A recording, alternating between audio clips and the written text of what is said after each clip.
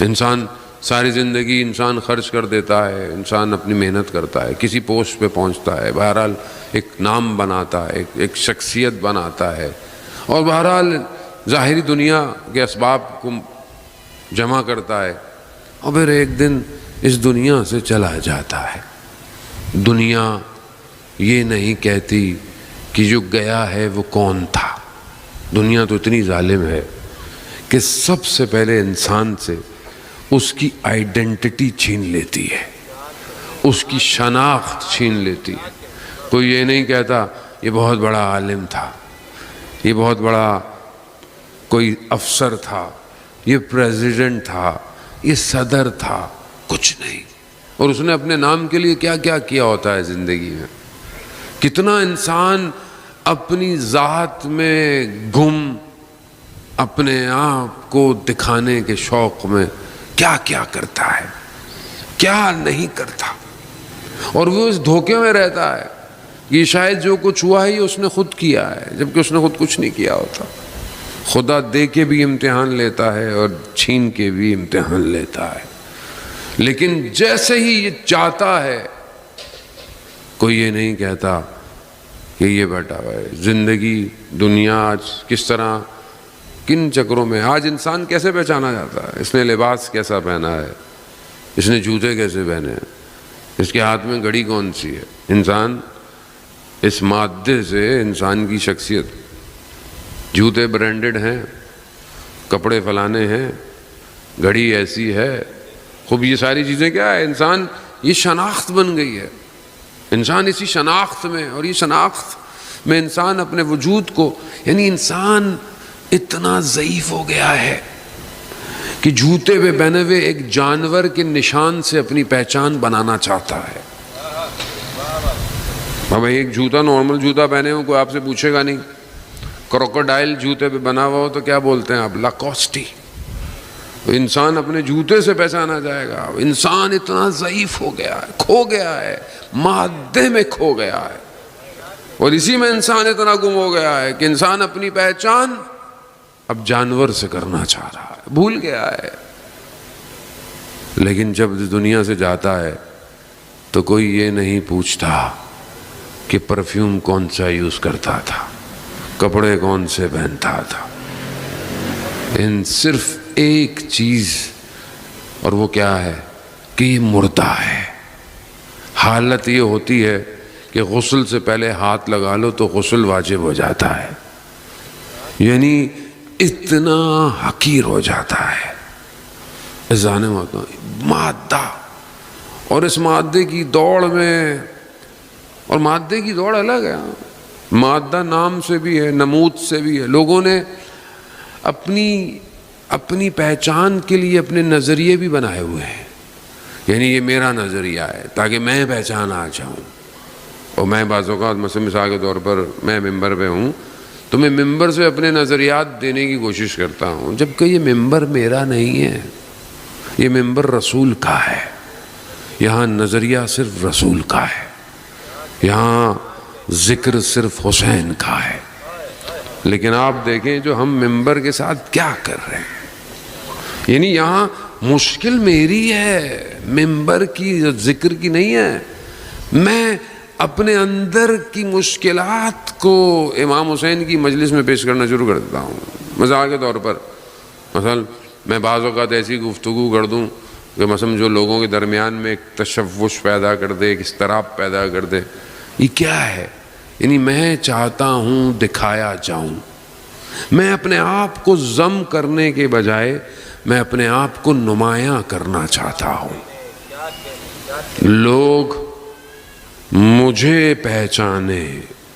اور ہو سکتا ہے مطلب یہ نہیں کہ ہر کسی کا مطلب شاید نیت خراب ہو، نا، مشکل نیت کی نہیں ہے، مشکل وجود کی ہے۔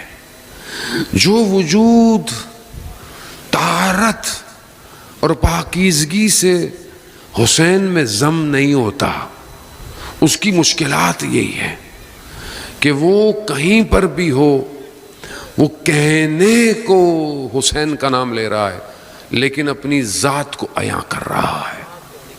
میں بڑے ادب سے، بڑے احترام سے، کیونکہ بعض اوقات ممبر کا تقدس بھی ہونا چاہیے، اور بہرحال ہمیں معیار دینے چاہیے. شخصیتوں پر ممبر پہ گفتگو نہیں ہونی چاہیے. ممبر شخصیتوں کا اگر ذکر ہے تو صرف ان کا جن کا ممبر ہے. اصل میں ممبر انہی کا ہے. ان کی زندگیوں کو بیان کریں، ان کی زندگیوں سے معیار لیں. سب سے پہلے میں اپنے آپ کو دیکھوں اس معیار پہ اترا ہوں کہ نہیں اترا.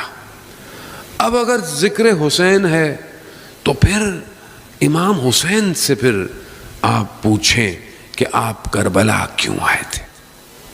اپنا نظریہ نہ دوں کہ کربلا کے معنی یہ ہیں، عزاداری کے معنی یہ ہیں.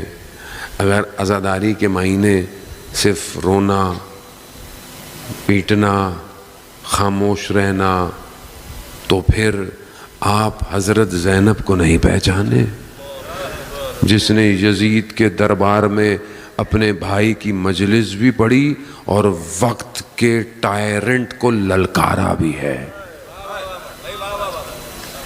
پھر آپ کس مجلس کا ذکر کرتے ہیں کہ جی مجلس میں سیاست نہ ہو، مجلس میں ظالم کا ذکر نہ ہو. بھائی تو پھر آپ پھر بی بی زینب کو نہیں پہچانے، پھر آپ سید الساجدین کی صحیفہ سجادیہ کو نہیں پہچانے، جس نے دعاؤں کے ذریعے سے حکومت سازی کو بیان کیا ہے. دعاؤں کے ذریعے سے کون سی چیز ہے جو صحیفہ سجادیہ میں موجود نہیں ہے؟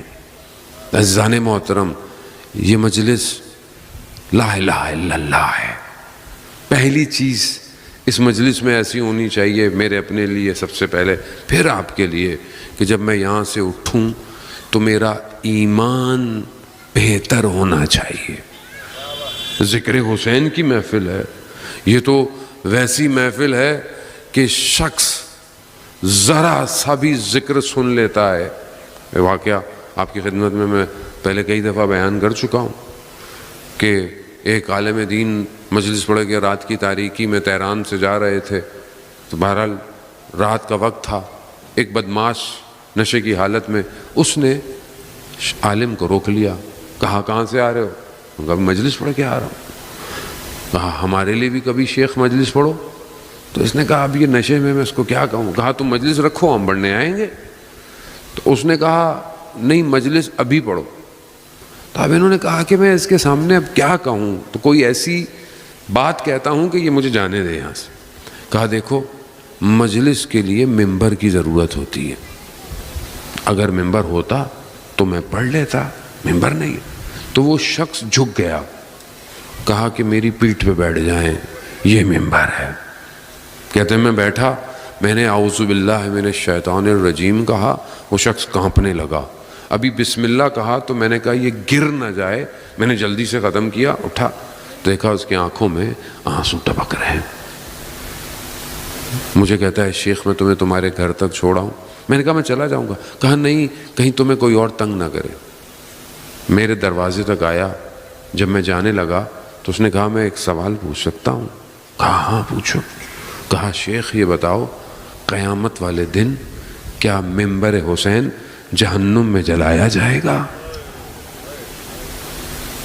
یعنی امام حسین ایسے خریدتے ہیں، ایسے. شیخ کہہ رہے ہیں نہیں، ممبر حسین جہنم میں نہیں جلایا جائے گا.